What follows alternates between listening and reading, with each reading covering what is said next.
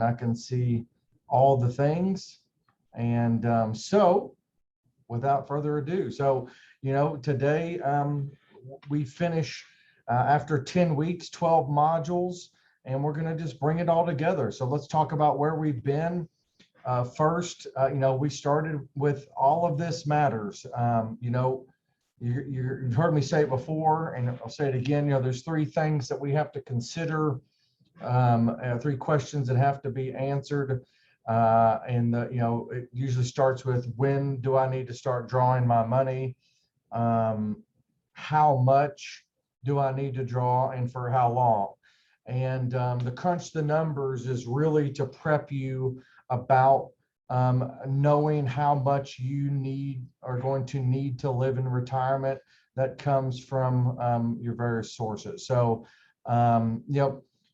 again, I think this was one of the most, obviously it was one of the early modules that we had. We had a lot of clicks on this one, which is really good to see.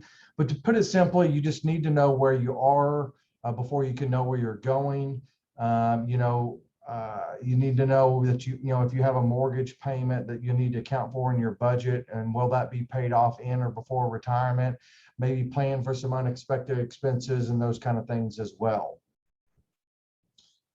Really, the foundation of your retirement budget it's really it's just like creating a budget for here and now. The three main components of your retirement budget are what your current monthly expenses are, what your retirement expectations will be, and what your monthly income will need to be, is what your monthly income is, and you kind of net those out. So just make sure that your lifestyle, that you understand where that's going to be and how that's going to impact your budget. And then, again, the sources of income are going to make up the difference of that. In tune with that, in the kind of our information gathering that everybody's completed and that we need to do, you make it very easy to develop a net worth statement, and that's assets minus liabilities, and that's things like what's in your checking account, savings accounts, retirement savings accounts, brokerage, real estate, automobiles, collectibles, all of those things that are assets that you have that could be worth something, and that various sources that can be used for your income in retirement. Very important to kind of gather all that information. So the net worth statement is just really an exercise, not to kind of, stick your chest out, but to kind of understand where you are as you're starting to enter the age of retirement. And, if you're 6 years ahead, maybe you can make some adjustments and kind of do that. Examples of liabilities, I think everybody knows what debts are: consumer debts, personal debts, student loans, mortgages for your houses, autos, liens, and leases, and maybe even business debt if you're a small business owner. Just as a summary, I gave you all an electronic way to track this. This is really just an Excel spreadsheet that we created that kind of gives you a good summary of those assets. The nice thing about when creating a budget, if you're on the younger end of that, is don't look at it as a budget as it being limiting.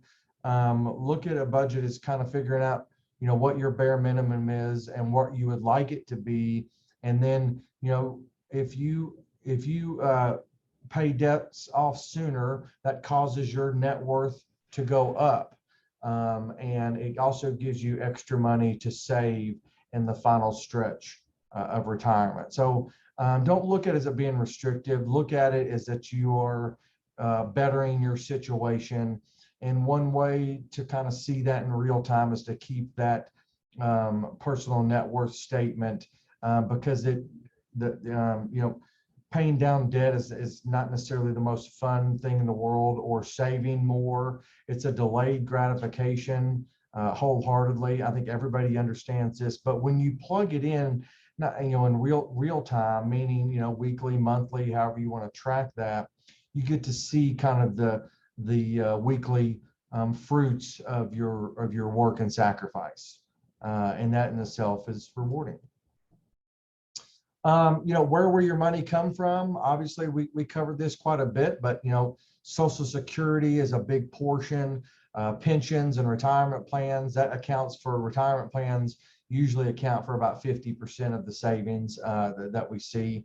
You might have income from assets, like maybe you have a rental property or incomes on earnings. Maybe you've saved money and have CDs, or you have stocks that pay dividends and those kind of things. And you might just have others, gold and those kind of things maybe tend to rise. But, all of these things make up where your retirement savings will come from. But keep in mind, Social Security was just designed to be a safety net. And this is a lead in. We'll talk a little bit about Social Security really quickly. But, it was only designed to cover as a portion of your retirement. It's a supplemental plan. And it was designed as a safety net. And we've gotten away, I think it's getting better. I think we're improving from that. But we've gotten away from the fact that this was supposed to be a safety net and not your primary source of retirement. It only covers about 30 to 50% of your needs, depending on where you're at. But, average income replacement is generally, if you don't want a big lifestyle adjustment, is 80%. As part of this, if you're not covering that 80% of what your current income is in and through retirement through your those various sources, then it's even more important to focus on your savings in your last few years. There are you have some options that can help you catch up. If you have the ability to max out your savings in terms of 401k, that amount is $19,500 per year. If you can't hit that number, then do the max that you can in order for you to get it. You can make up a lot of ground in the last few years. If you are maxing out, but maybe not taking advantage of the catch-up contribution, look into that. It's another $6,000 that you can defer as well. If you're covered on those bases, maybe you can look at doing a non-deductible IRA. Not my favorite thing, but it can be useful, or a backdoor Roth IRA, as they call it. Look into those things. Maybe a taxable account, brokerage account, or just pushing more into additional savings as well. But remember, Social Security is not designed to be the main thing. So, if you're not at your replacement income of where you want to be, it's important to keep on saving. So just covering really quickly, we covered lots of different Social Security. The one on the page now is maximize the Social Security for you and your spouse by claiming it later. If you have a shorter life expectations, claiming it early might maximize your benefit. But if you've got a pretty good longevity in your family, then you might look to maximize it. How it works, the basic principle is just basically what it says, but the basic principle is that the longer you defer your benefits, the larger your monthly benefit is. I think we know that. And it's not that it just grows, but you're still putting in it. So it has the opportunity to do it. So each year that you delay your Social Security from, say, age 62 to 70 will increase your benefit at 8%, but it's actually a little bit more than that, because you're continuing to pay in that. And as you get raises, even during those latter years of working, and you get raises, that average goes up. So it for sure can be helpful. And again, this strategy works best for couples with normal to high life expectancy with similar earnings and who plan on to, working or at least having other savings to retire, say at 67, to keep them until they, are above full retirement age between them and 70. Delaying the lifetime benefit. This strategy is most useful for let's talk about how it works, not who it benefits. But when you die, your spouse is eligible to receive a monthly Social Security payment and your survivor benefit. If it's higher than their own, meaning let's say that they only had part-time jobs or only worked for a portion because they were maybe stayed at home with the kids as an example. Let's say your benefit is going to be higher than theirs.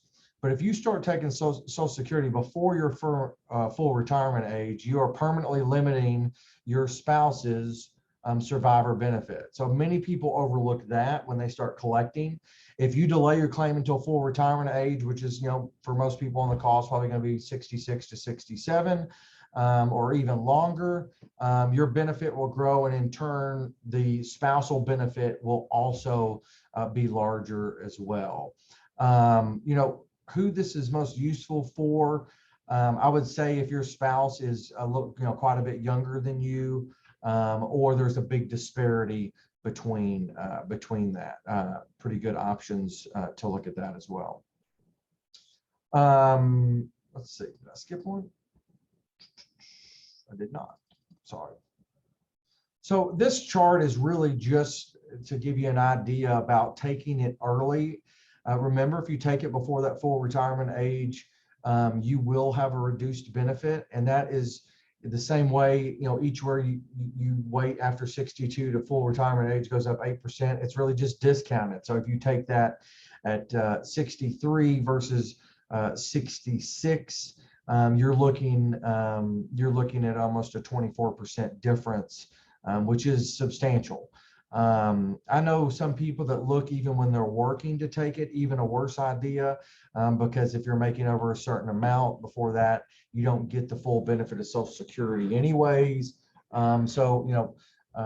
Your full benefits, if you have any longevity, you're probably best off to wait at least to full retirement age or beyond. You can kind of see an example based on an average salary of $45,000 of where that puts you. Withdrawal strategies was a big component. And often what I said is people just don't know what they should do. Like, how do they access their money? Should they roll it to an IRA? Should they keep it in the 401k or 403b? Those kind of questions. So, this is really just kind of the basic, some pros and cons, if you will, but, there's benefits to leaving it in both. They're both extremely protected from liability. They're extremely difficult to be counted for any kind of a lawsuit or anything like that. But typically, 401ks are meant for the savings portion, the savings phase of your life. And so they are designed and constructed really to be more for that purpose. It doesn't mean you can't leave it in there in retirement, because you certainly can. But one thing to consider is that most of the plans that we deal with have fees for taking your withdrawals. So in terms, instead of taking it maybe monthly, instead of taking a monthly drip, people will take it quarterly or even yearly. Again, there's pros and cons to doing it that way. And each custodian kind of has a different fee schedule. So you would need to check with them in order to set that up. The nice thing about keeping it in the 401ks, they'll help you determine your required minimum distributions when you reach the age of 22. What does that mean? That means if you've gone to the age of 72 and you haven't started drawing, or you're taking under the required amount of minimum distribution, then the government will tell you, based on a life expectancy factor times your account value on December 31st, and that will tell you what you will need to take out in the following year based on those assumptions. The older that you get, the higher the factor goes, which means you have to take out more as you get older. But it's the same in 401ks or IRAs. If you are still working and you are 72, and it is in the 401k, the required minimum distributions are not applicable until you separate service and retire. But when you do that, they are applicable in that year. So be prepared. If you were going to retire on December 31st, as an example, I've seen this, it shocks some people. If you retire on December 31st, 2021, you're 72 years old, or 73, you will have a required minimum distribution that you will need to take before April 15th, for December 31st, 2021. So it won't be 2022. Now, if you were to retire on January 1st or January 2nd of 2022, then your required minimum distribution will count for that year. So keep that in mind if you're looking to retire. That date can be tricky. As far as that, IRAs typically have no fees for withdrawals. It's easier to set up automatic withdrawals and distribution. And you can kind of become a little bit more drilled down in terms of withholding if you want to do that. And certainly in an IRA, you're not limited to just the fund selection within your plan. You, in most IRAs, you could go to the full universe of investments, including fixed income and all the asset classes that would be available as well. Factors you can't control when you're trying to withdraw your money. And I told you about the 3 questions before, but these are all considerations that need to be considered because they can impact your withdrawal strategy. Obviously, longevity. We don't know if we're going to live 5 years or 35 years into retirement. It's the one question we don't know, but so I always tell people we need to plan for the best, and that's that we're going to have a long life and live well beyond life expectation for our demographic, whether it be male or female. Investment strategy returns, your strategy should be flexible enough to account for market fluctuations. You can't start over. And so we'll get to that in a second, but taking money out really changes the game on what risk you should take. Inflation, this is for the people that want to become too conservative too quickly. Rising cost. We are seeing higher inflation rates than we've seen in 12 years already this year. I don't think it's going to be a long-term thing, but I do think that, that we are seeing some inflationary pressures that are going to continue maybe in the short term. And rising costs can influence, how much income you'll need because your dollar buys you less than what it did yesterday. That's kind of what the effective inflation does. And then future expenses, what unknown expenses? Are you going to need to replace your roof? Are you going to need new HVAC? Or, are you going to have to go into long-term care? It's nice to have a plan for all of those. Withdrawal strategies continued. These are the ones that we covered. And I'm going to just briefly kind of give the description. The 4% rule is really fairly self-explanatory, but it's when you withdraw 4% of your retirement savings in your first year of retirement, and in subsequent years, you tack on a 2% from that amount, not 2%, you don't go from 4 to 6, but 2% of that amount to adjust for inflation. Fixed percentage, let's see, a fixed dollar withdrawal is when you just pick a dollar amount and you go with it and stick with that as an income need. So that's the fixed dollar withdrawal in terms of that. Fixed percentage is this approach is a set percentage withdrawal from your portfolio annually. Maybe it's the 4%, maybe it's 6%. But the dollar amount is based on what your balance was at the beginning of the year or perhaps the very end of the year. So in this strategy, the amount that you're going to take out in distributions could vary. So that's a downside possibly of that because your account could fluctuate from year to year with gains in the market or perhaps even going down.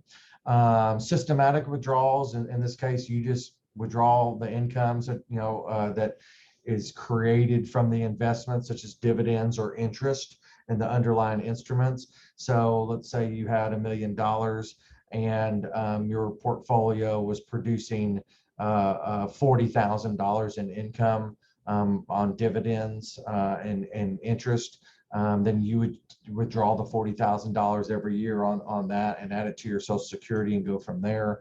Just an example. And then we have the bucket strategy. This is where you kind of have withdraw assets accordingly in 3 buckets or more. We kind of looked at that as in terms of a safety in which you have a cash a fixed income bucket. Sometimes those are one and the same. Maybe you have a equity bucket, and maybe even a diversifying strategies bucket. This allows you to pick and choose which buckets you are going to withdraw your money from time to time based on the market activity. If the market's down, it's not ideal to withdraw your risk assets at that point in time. And so you would probably choose to take it from your fixed income assets or cash assets instead. And you have that built out to a 7 or 10 year period.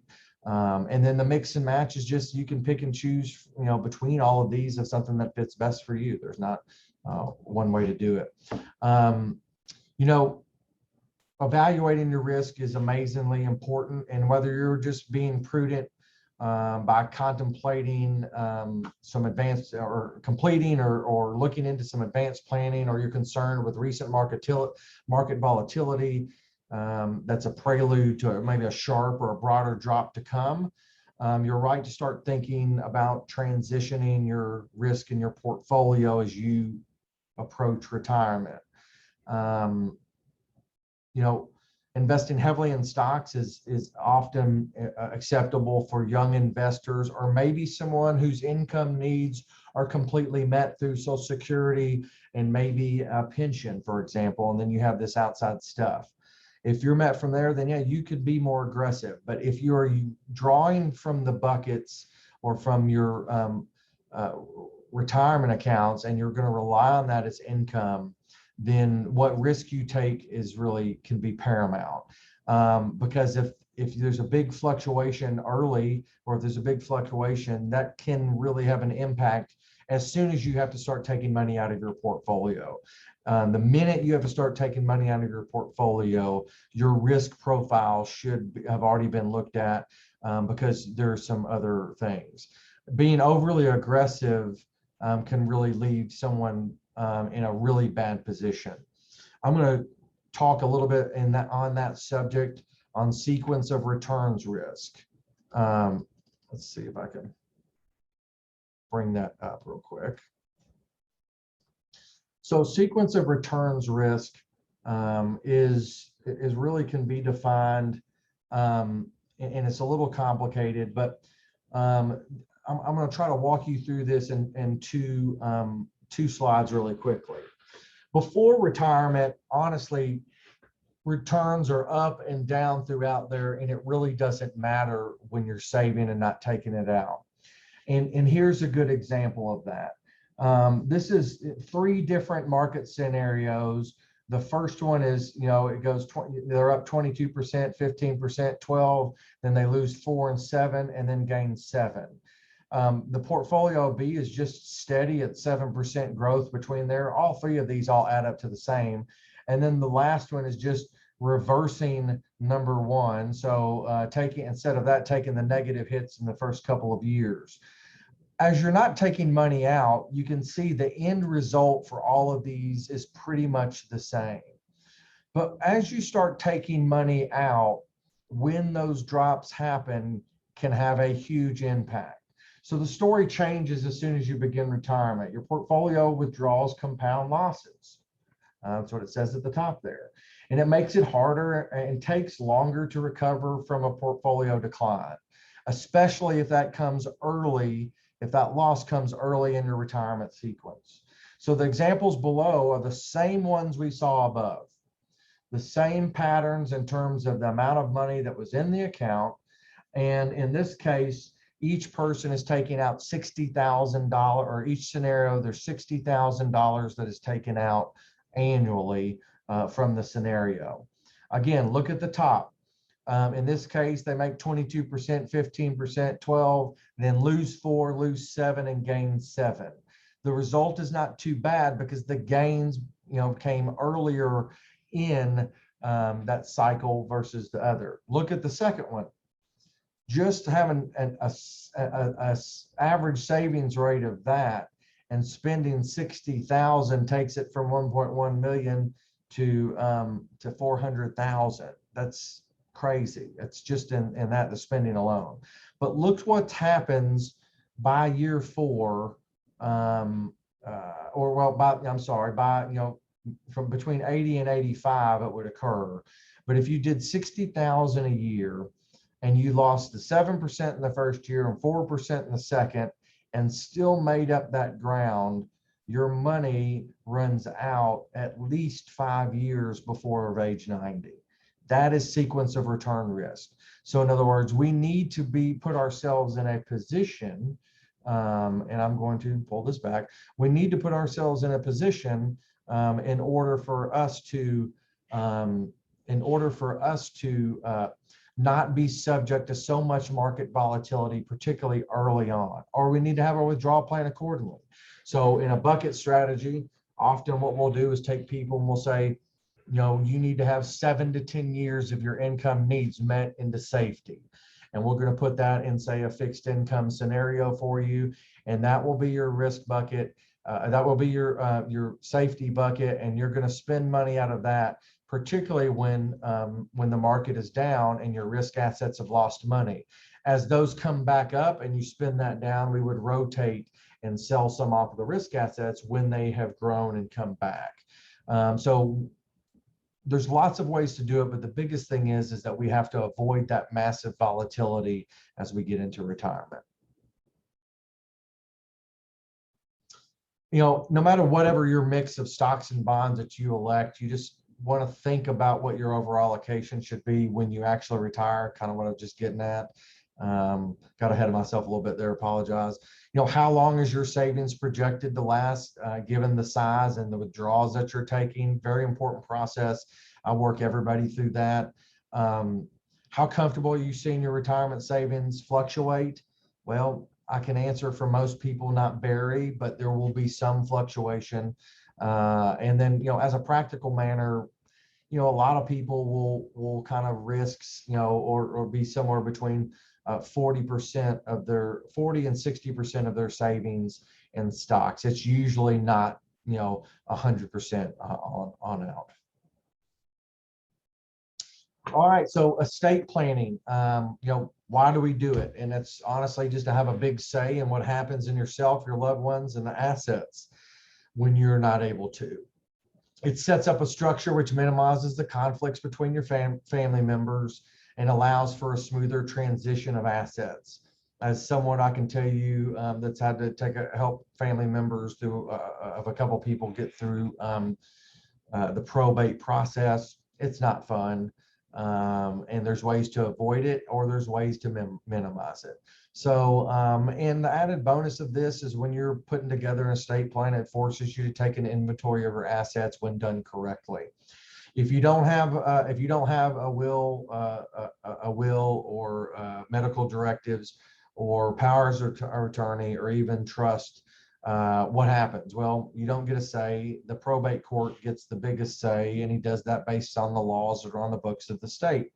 And so if you don't have that, he will appoint your executor and all of that, and you will have no say. So it is possible that someone you would rather not be in charge of that becomes in charge. And assets could also be distributed to people that you didn't expect them to.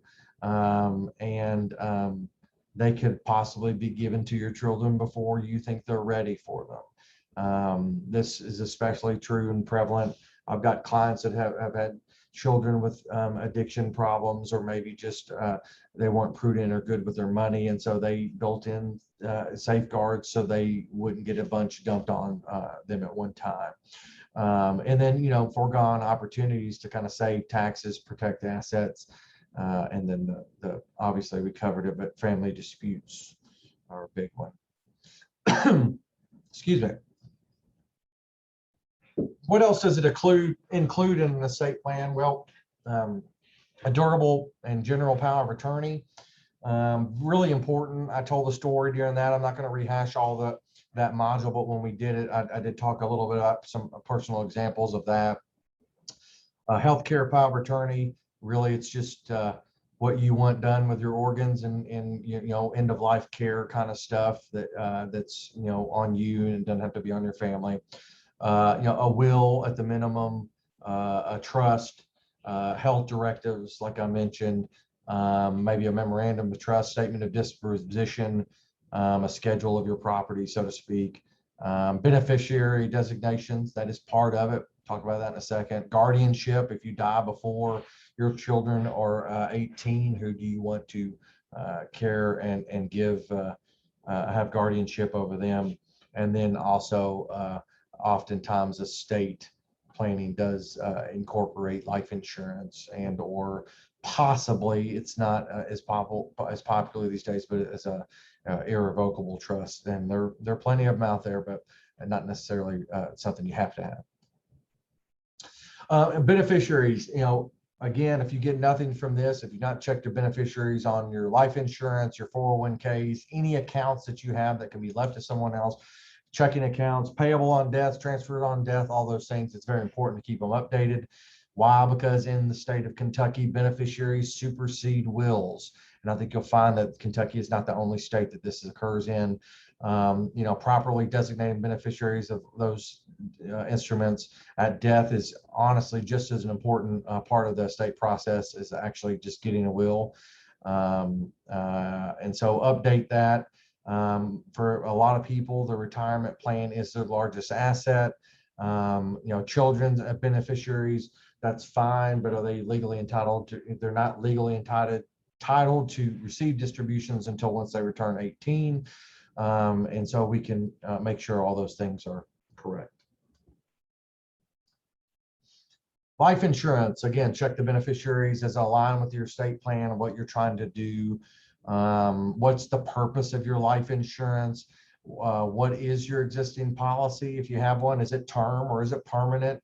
What's the purpose of it? Meaning, are you using it to help create an estate, to leave more money to loved ones, or to maybe pay off some debt that you still have with that in regards to that estate? Or are you trying to help pay for one? Maybe you're someone who's just blessed with fortune and have saved and worked hard, and maybe you need life insurance to help cover the estate tax exemption threshold. That threshold is really large right now, but there are many laws on the books that are attempted to be put on the books anyways that will likely change this in the near future. The income tax is, those laws, the intention of what they want, what the current administration wants done on that, has been brought to public, and they'll debate that, and who knows if that'll pass or if it'll pass the same way. I imagine something will pass. I just don't know if it'll be exactly what they want, what the administration wants. And a lot of it's fluid, and we just don't know until the bill's signed by the President of the United States. And it's passed both the Senate and the House. So, but there's lots that could change. The estate tax threshold is not part of the most recent tax stuff that's been put out there, but it will be they'll get to it eventually, in my opinion. I don't know what they'll settle on. Right now, all I can tell you is that the exemption for estate tax per person is $11 million. So if you're married, it's a $22 million kind of thing, which is, a lot, and most people don't run into that, but they might take it to levels that what they, the proposal that I saw, at least, in January, was that, maybe take it back to levels that are like 2004, 2005, like 3.5 million per person, or less. That's a huge difference, huge jump. Maybe you will need some life insurance if you're over and above that, to kind of help keep the estate liquid and not having to sell it. The other thing I would also say, if you have a permanent policy, I would request in-force illustrations that show, if you're going to continue to keep paying your premiums, this is what it is valued today, this is what it will be, and as if you do not pay any more premiums, to see how long that lasts. A lot of people will save on those permanent policies most of their life, and then really come toward the end and it doesn't serve a purpose other than just leaving it to your children, which is perfectly fine, but it could have other uses. Maybe you could get more bang for your buck. But it's important to know that, there's oftentimes you have funded the policy so well that either the interest that is paid through the policy itself, or if it's indexed to, say, something like the S&P 500, the returns are substantial enough to where you don't have to pay any more premiums, and it would still last you, your cash value and death benefit would still last you, the rest of your life, and you would still be able to get, your heirs would still be able to get paid that benefit. So don't necessarily get rid of it, but there is a point where you don't have to pay those things anymore. And the only way to really look at that is to kind of order an in-force illustration under those two scenarios and see what it shows. When one spouse passes away in retirement, the surviving spouse often struggles to meet their income needs. And while expenses might be lower overall, the drop in expenses rarely offsets the drop in income, quite honestly. So at a minimum, one of the two Social Security benefits for the couple, a couple that was receiving, is going to go away. And for many couples, it's not enough money to kind of replace it all. So in this way, if you're worried about those kind of things, life insurance serves a wonderful purpose to protect the income for your surviving spouse in retirement. And then I mentioned it before, are you going to have any debt left over as well? Life insurance, that's important to review those things. If you're going to have some, maybe you want to get a small term policy to cover that just for the length of whatever the debt is going to be obligation, but still not a bad idea to look into those things. Okay, Medicare. This was a big module. Let's talk eligibility. You must be a citizen or have or be a permanent legal resident for 5 continuous years and be 65 or older. Under 65, you could be disabled and have already been receiving Social Security disability insurance for at least 24 months. If that's the case, you would also be eligible. Or in this particular condition, if you're receiving continued dialysis for a permanent kidney failure or need a kidney transplant, or have been diagnosed with ALS, Lou Gehrig's disease. Those are all things that right away get you Medicare eligibility. I have a friend that has been fighting Lou Gehrig's for 3 years, and I have another friend whose brother's been fighting Lou Gehrig's for like 9, and it's a bad one. And so keep in mind that those two conditions do catapult your eligibility. So what should you consider when deciding to enroll in Medicare Part A, which is the hospital insurance portion of that? Most people don't pay a premium for Part A, and you can go no longer contribute to an HSA if you do have Medicare. But if you decide to delay enrolling in Medicare, make sure to stop contributing to your HSA for at least 6 months before you enroll in Medicare. And when you enroll in the premium-free Part A, you'll get up to 6 months of a retroactive coverage up to the month you're first available. So if you don't stop your HSA contributions at least 6 months before Medicare enrollment, then you'll have to pay a tax or a penalty on those. So that's the reason you don't want to do that. You're not eligible for marketplace premium tax credits and cost sharing reductions that lower a plan deductible, copayment, or coinsurance when you qualify for premium-free Part A. If you have to buy Part A and you don't buy it when you're first eligible, your monthly premium may go up 10% for every 12 months that you didn't have the coverage. So if you have to pay for it, go on and get it, just so you don't have to pay more later.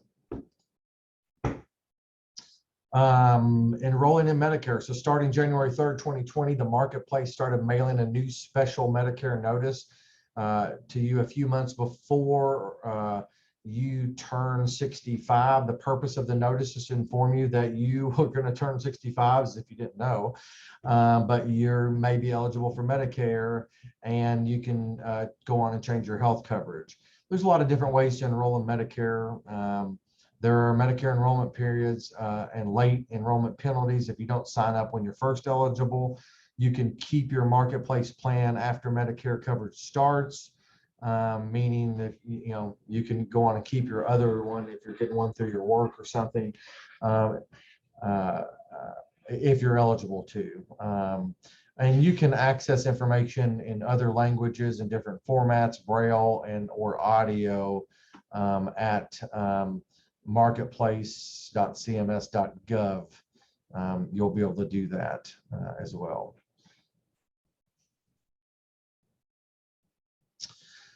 So the last thing, that a lot of you may consider, part of this academy, part of this content was really just to give you a solid foundation.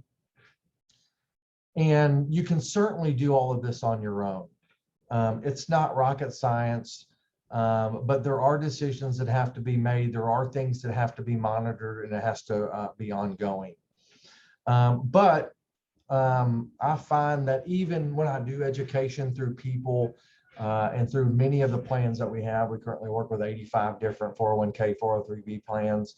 And I am assigned to work with a lot of them, if not all of them in some capacity. What we find is that oftentimes people just would rather deal with a financial advisor. Whether it's us, and of course I'm going to plug MCF because I think we do a great job top to bottom. But the benefits of working with any advisor, not just MCF, number one is an objective approach. Perhaps the single biggest cause of mistakes that can reduce the performance of your investment portfolio or even wipe it out is the lack of objectivity. Investment decisions from individuals are often driven by emotion, especially feelings of worry or panic, and can undo a whole lot of months or years of hard work if you make that wrong decision at the wrong time. Typically, we see that people that do it on their own lag professional managers, and that's not a plug. There's studies by Dalbar that have been very widely spread around. But where that objective approach really does, it goes into behavioral psychology and what they call as behavioral finance, which is the study of financial decision making that people have. And it comes from a psychology approach, meaning that a lot of us through DNA or life experiences or families experiences, upbringing of our parents, grandparents, those kind of things, are hardwired to make decisions in a certain light in a certain way. And I'll use really quickly last year in the pandemic as a good example of that. Oftentimes, investors they wait to the maximum point of fear, and that's typically, not all the time, but it typically can be when the markets are at or near their bottom. But they make the decision to get out at their maximum point of fear, which is a mistake to try to time it to begin with. What's even more amazing is that on the upside of this, that people make the same decision about a comfortability of getting back into the markets when the markets have already risen. Last year during the pandemic, the low for the year was March 24th. The S&P 500 was down 30, and the Dow Jones was down 34%. I mean, it was the steepest and quickest decline of that magnitude that we've ever had in this country. And people were scared, and I don't blame them. I got a lot of phone calls. I mean, 2 weeks before the 24th, and certainly even a week or two after. I knew of 2 people, and I only know for sure because one told me and another one followed up with me at a later date. But out of all those conversations, I tried to get people not to panic, that to look at it in a different light, that this was a short-term thing, and that the government would most likely step in, which is what they did in the first week of April, and continued to do it through this year. We just passed, what, a month or two ago, another almost $2 trillion in COVID-19 pandemic stimulus. But one lady, she didn't need it for her income. It was more of a play account, in her words. And so I told her if she wanted to back off a little risk, it probably was fine for her. It wasn't it wasn't going to make or break her success one way or the other, and her income needs were met. The other one was younger. He was about my age, very worried. I advised him not to do it. He made a change. Fast forward to August, the third week of August, both of those people reached out to me, funny enough, within about a 10-day period of one another. Both those people reached out, and the lady said, she was comfortable and was willing to take a little bit more risk, that she had taken off the table. Keep in mind that the market started to repair themselves as soon as steps were taken in order to help the stimulus, or to help people, unemployment insurance, stimulus, all the things that were done to help get us through this pandemic. The markets rose. And those people in the third week of August reached out, and they both were finally comfortable after it had returned up and then some, were just comfortable at that point in time to come in. Now, the gentleman who was closer to my age, when he sold, locked in his losses at 22% and was still down near 22%. It was down. I think he was down 21 or 20. Fixed income instruments had given him a little bit of return. But if you had just not done anything, or if he had, put more risk on the table, even, it sounds counterintuitive, then he would have been better off. Subsequently, the market reached its high, at least up until that point, on September 6th. So those people became comfortable in the third week of August. The market reached its high on September 6th, and then started to decline for various reasons before it started to go back up in October and November. But September was a negative month. You have to be objective in your approach, and financial advisors, part of our job is to kind of tap into your behavioral finance, talk you off the ledge, and come up with scenarios up front so you understand the risk that you're taking, and maybe talk you out of doing something at the wrong time. Number two, minimizing taxes. This isn't really necessarily about lowering your income taxes, although that will probably remain in the forefront of that conversation. But by having a yearly look and a plan to take advantage of gains and losses in an appropriate manner, this helps make the portfolio more efficient, and also keeps your larger gains from being eroded. And so it's also important to look at things. If you have Roth money, maybe your income is going to be down in the earlier couple of years of retirement, to take advantage of what Roth conversions and those kind of things. And so, minimizing taxes and having a plan for that can be extremely important, particularly if you allow your financial advisor to look at your tax returns and to have a good picture of your overall picture. At MCF, we've taken it a step further. We've hired a CPA, an additional CPA. We had one on staff before, but I have a CPA that we hired on staff as a tax planner and tax preparer, just for clients only. So, if you're not a client, we, probably won't be able to get your tax returns prepared on that. But it's been very successful in working with her to identify places where they can become more tax efficient. If you can do this, then it will save you this much next year. Or if you do this next year, it will save you this. So having that plan is very important. Honestly, creating a comprehensive financial plan. And I'm going to show you a quick example of one in just a second. But, a good analogy of working with an advisor and having a financial plan would be this. If your retirement years and you were, a boat, and it's your boat, you're on it, and you want to go sailing across the ocean, but you're not necessarily a seasoned captain, it would probably make sense for you to hire a captain, and i.e. the analogy would be the advisor, to help you on your journey. If the advisor is the captain, then the financial plan would be the GPS. But it's not just telling us which way to go. It also tells us about the good weather, the bad weather, smooth and rough seas, shallow and deep water. It tells us about the scenarios that are ahead that we cannot see necessarily, but we can simulate upfront. And in my opinion, it's very important for all kinds of reasons. A financial plan tells you how much you can, and more importantly, can't spend, how much risk you should, and more importantly, should not take. And it can really take into account unforeseen circumstances like major market drops, loss of income streams, big purchase needs, long-term care needs. And then lastly, I have to stress this. You can't think of a financial plan as a one-time thing, a one-off deal. A financial plan is a perpetual instrument. It's ongoing when done correctly.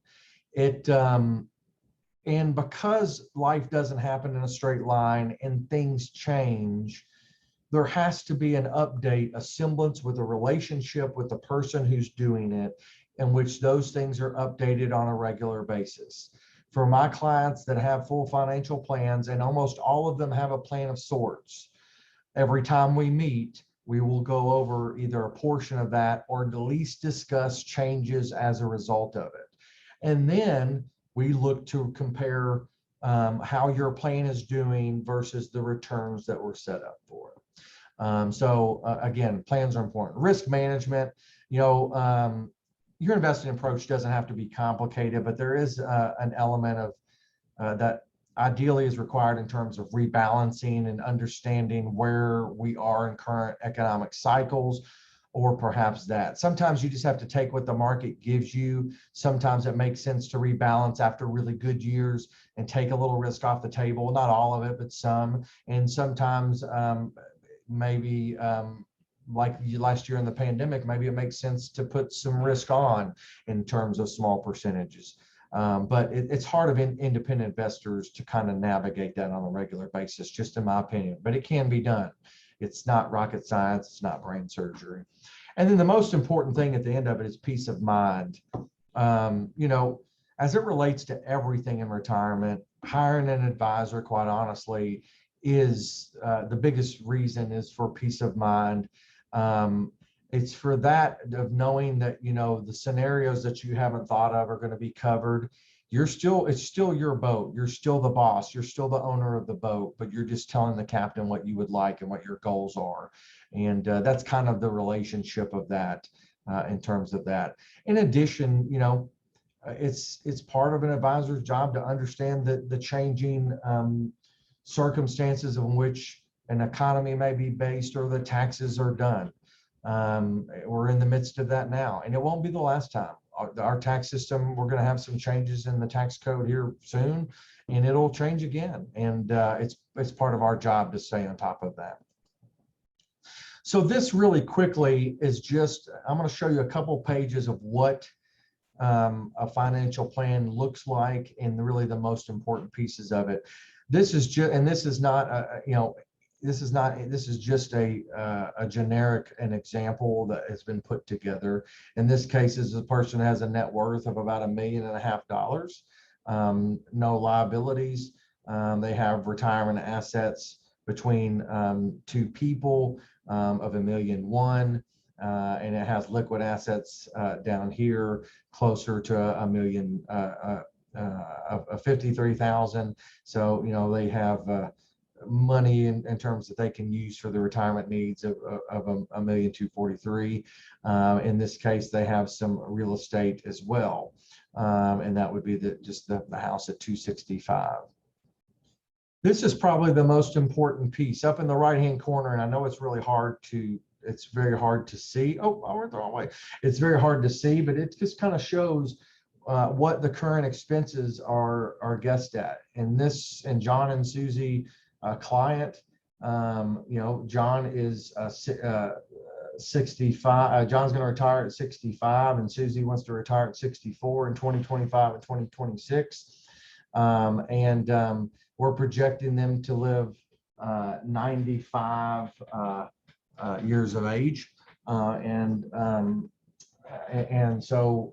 going to spend about $70,000 a year. So as you can see here, this is where they're at now. This is what their current income is. This is what their total expenses are at the moment, includes taxes. This is their planned savings. They're still saving for their 401k, and it shows how much they're putting away, a little over 13,000 with both their contributions and their employees. And it shows the outflows and the total of those assets. This blue line is when they've retired. So you can see the income level drops drastically. Susie is still working because she is younger and not retired yet. But John starts taking Social Security based on his birth date. And then Susie, then you can see down here, retires, and they both have the Social Security kick in. And yes, it does go up because it is assuming a 2% inflationary rate and cost of living adjustments for both that as well as their expenses. This can tell us all kinds of scenarios. Number one, it projects what their required minimum distributions are going to be. So you can see here in 2032, and John is 72, the projected required minimum distribution is going to be a little over $37,000, $37,535. Under this scenario, as far as we can go down and see, when they're 91, they would still have over $1 million saved based on the current spending plan. From here, we can go all kinds of different ways. We can modify their home. We can rebalance and change their portfolios. We can add other expenses, maybe build in giving to church, to charity. Maybe John wants to buy a boat. How does that look if he purchases a boat? Maybe they need a new car somewhere 5 or 10 years down the road. How does that affect things? We can change their growth rates and put them through a stress test, meaning we can really see if we're going to have a couple of really rough years in the market or more, what does that look like? We can change their retirement ages. What happens if they work a year longer? What happens if they retire earlier? How does that affect their situation? What if they want to live on more? Social Security changes and tax rates. So, those kind of things in itself are very important to consider. They're very important to have your fingertips. And this software is very sophisticated and gives us the opportunity to work with clients. There are lots of good softwares out there. So if yours is not using this exact one, which is eMoney, then don't panic. There's plenty of good tools out there. We've used a couple of different ones of them. This is just our preferred mode of choice from its flexibility, precision, and really the ability to change things on a fly as well. Here are some of our service offerings. If you are looking for an advisor, we would certainly hope you would consider us. Shop it around, but really give us an opportunity to kind of show you stuff that we can do and help you meet your needs. But all these things on this list are for that. Social Security planning, insurance, education, income tax, prep, charitable giving, estate planning. We walk through all that, and it's all a holistic deal that we want you to be part of. Consider that. In conclusion, just in terms of that, I always put this on all of our slides in conclusion, but do the appropriate planning today to help maintain your goals. Those who fail to plan to fail. If we don't do this ourselves, it won't get done. If we don't engage ourselves in the process, then we're just kind of living on hope, and it's a tougher strategy. If you have any questions, again, I've said it all of the 10-week period, but if you have any questions or you want to reach out on something more specific, please reach out. We're doing this for you guys, and we really want this to be a great experience for you. So schedule a complimentary meeting at my Calendly event, or call me, email me at the number below, and we'll work it out. If you have something you just can't figure out, or you're a little unsure of, you're unsteady of, you're not worried, I really just want you to do that so we can kind of talk through it. That's happened several times already, and I really appreciate you all doing that, because I know that means you're keeping up with the content. And then of course, feel free to call us at the office. First of all, I really just want to say thank you before I wrap up for all of your all's engagement. This has really been something new that we wanted to do because we saw a need for it in the marketplace. But more importantly, we want you guys to be successful. We want our 403B clients, our 401k clients, and that's on both sides, on the employer and the employee side. We want them to be successful. And that a part of that is help driving a successful outcome, a positive outcome in retirement. And so thank you for engaging yourself in this process. I've been humbled by the questions. I'm really glad it's been received well. We've got analytics that show that people are really been clicking on it, and I'm thrilled with the percentage in which that's taking place. I know it's a lot to throw at you in a short time, but I really appreciate your honestly, you all tuning in and doing that. Number two, in the next 10 days, the next 5 days, to 7 days, you're going to be getting a survey. Fill it out. You won't hurt my feelings on telling me what you didn't like and what you did like. If there's something that you missed that you thought you should specifically hear, that would be an awesome place to tell me, because again, we just created this, and I know I didn't cover everything the way I probably wanted to the first time through. I'm human. But I did hit the points that needed to be hit at the bare minimum, I feel. And I know it's tough because everybody's situation is different. So people on this call, several people tuned in today, your needs are different from the needs of someone else. And so let us know what we can do, because we plan on running this again at some point in time. And we want to make it better. And the best way we can make it better is by getting your feedback of telling us what you like, what you didn't like, and maybe what you'd want to hear. And then lastly, we are going to send out some bonus content. We're still kind of wrapping that up and putting some of that together, but you're going to get another blast or so on that, probably within the next 14 days. It'll go a little bit more on the subject of really the pitfalls once you enter the withdrawal stages of your life. And I'm not trying to scare you. We just want you to be prepared. And so a lot of times when people call me for those meetings, a lot of it is really, am I taking too much risk and not enough? Is it appropriate? What else do I need to be looking at? Have I saved enough? What are my investments like? Should I change those? All of those things. That's a normal conversation that's covered with any participant in any of our plans when we have a call. But you guys are no different. And if you're unsure of what risk you should take, that answer is 100% different for every person on this call. It will be different for me when I get there than it is from you. It will be different. I'm going to name a couple people. It's different for Pete than it is for Rodolfo. It's different from Steven than it is from Hunter. It's different from Pam than it is from Bridget. So, those kind of things. If you're unsure and you want just a little bit more, take advantage of it. Hey, it's not going to cost you anything. If anything else, you'll get to learn a little bit more about me and talk. But, the one thing you should know, and it really comes from NCF Institutional, is that we care. And we want you to be successful. We want it to be done in a mindful manner. And we really appreciate you tuning into this. We appreciate your sponsors for letting us include you directly. I really hope to hear from some of you guys in the future. As I said before on our last one, Steve R., that I'll touch base to you next week on what we talked about before. And there's some others on the call that I've had to do research on a couple of very specific questions. One of them being Social Security, but I went to the Social Security Bible and I found a couple of things like that. So a lot of those things have just come up. Some people are lagging on when they're getting to the content. That's okay.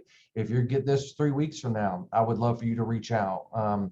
But thank you again. An hour and 6 minutes is long enough, especially when I had some technical difficulties, in tow. Thank you all very much. I really appreciate it. Can't say it enough. And any questions before we go? We got several people on.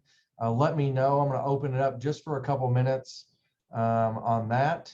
You can use the chat feature on that.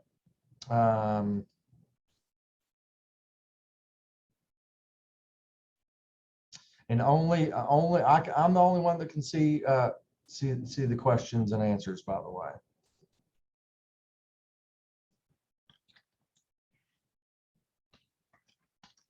You're welcome. I really appreciate you, Steve.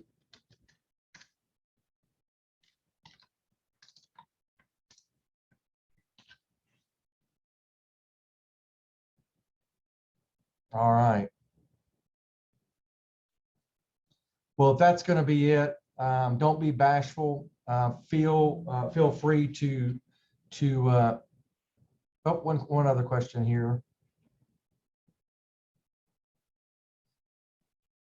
Yes, the recording of this will be sent out. Great, that's a good question. Yeah, the recording of this will be sent out as always. If there's something that you have missed on our website, which is mcfadvisors.com, we have an area that is dedicated to this.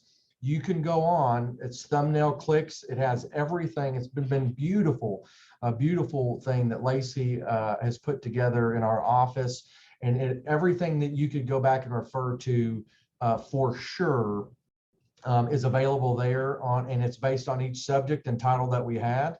And I look forward to hearing back from some of you. I know there's something, as I went through it again after the fact, there's a couple things on Social Security I know I didn't get to. I wish I had, but I have to condense this into some manner. But I probably should have covered spousal. I probably should have covered divorce a little bit more and those things.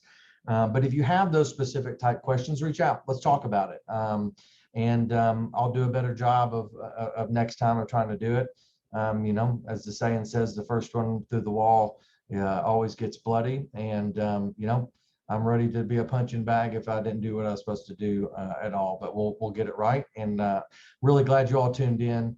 Until next time, or if you need anything in the meanwhile, please reach out for me at the numbers or to anybody on our team. And we look forward to seeing you in the future. Thanks, guys.